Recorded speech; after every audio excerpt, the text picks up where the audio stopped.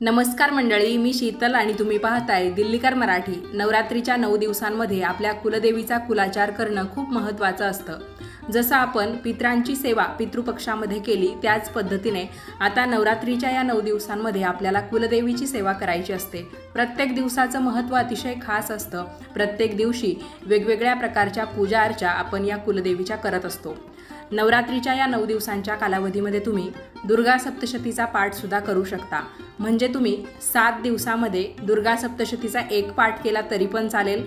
त्यानंतर 8व्या दिवशी कन्यापूजन आणि 9व्या दिवशी होम हवन करून तुम्ही या पारायणाची सांगता करू शकतात। त्याचबरोबर तुम्हाला 7 दिवसांमध्ये 14 पाठ करायचे असतील तर तुम्ही तसंही करू शकता। कुलदेवीचं सुरक्षा कवच या दुर्गा सप्तशतीच्या पाठामुळे आपल्या घरात तयार होतं। आपल्या दिल्लीकर मराठी या यूट्यूब चॅनेलवर तुम्हाला दुर्गा सप्तशती पाठ कसा करावा हा संपूर्ण व्हिडिओ मिळून जाईल। लवकर पहा आणि चॅनेलला सबस्क्राईब करा।